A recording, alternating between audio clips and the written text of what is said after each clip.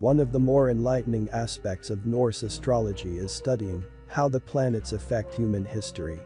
We see this most vividly in the slow-moving planets. Loki, who is represented by the planet Uranus, brought revolution and tumult to Asia in the 20th century. In a personal horoscope, Loki represents how we engender trouble for both ourselves and others. Unlike Odin, Moon, who provokes strife to serve a higher goal, Loki begets strife for its own sake. Loki shows how we make trouble for others. He is the dissident within us, the side that is ready to fight anybody and everybody.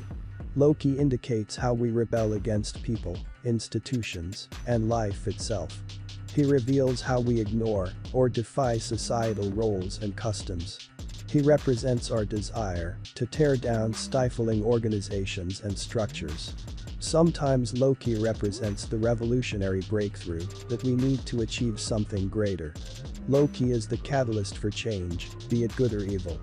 He renders everything unpredictable. Both Norse Loki and Greco-Roman Uranus are shocking and disturbing, and often a destructive force. In the life of an individual person, they are almost always negative. But their influence on society is more double-edged. Naturally, both are disruptive and threatening to the established order. Yet these two archetypes foster discovery and illumination. Though they may promote dissatisfaction, they also raise us from our ruts. Loki is at his greatest power in daggers, the rune of sudden conversion, enlightenment, cataclysmic change. On October 1, 1949, while Loki was in daggers, the Chinese Civil War ended when the People's Liberation Army proclaimed the People's Republic of China. China is the most populous nation on Earth. This was a drastic change. 500 million people who moved from a backward feudalistic society into a modern socialist nation. If judged by population, this was the world's largest revolution. In daggers we see the power of Loki to overturn the social order. Yet his influence was restrained in a few aspects. At the same time, the Norns, Neptune, were in Jibo, and Tur, Saturn, and Rydho.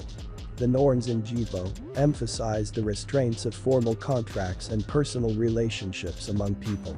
Tur in Rydho emphasizes ordered, well-defined movement in our societal duties. Thus, the Norns and Tur provided a means by which traditional Chinese society could maintain itself in the face of a socialist revolution. The other major historical event accompanying Loki and daggers was the partition of India and Pakistan in August 1947. British colonial rule had become untenable in southern Asia after World War II, and the British government attempted to create separate Muslim and Hindu nations as they departed. The national boundaries that they drew were inadequate to the task, and the antagonistic nations of India and Pakistan were formed amid bloodbaths and mass migration. Again, Loki overthrew societal order, heedless of the consequences. The Norns, as in China, were also in Jibo, but here their position emphasized the insufficiency of formal contracts and agreements. Nationality and religion overwhelmed attempts for a peaceful settlement. We see the difference between Norse and Greco-Roman astrology by studying the position of Loki-Uranus. The rune daggers straddles the end of Gemini and the beginning of Cancer. There is nothing in these two Greco-Roman signs to indicate violent revolution for 1/3 of the world's population. The mutable air of Gemini is hardly conducive to the radical overthrow of the social order, and peaceful, domestic traditional Cancer may be one of the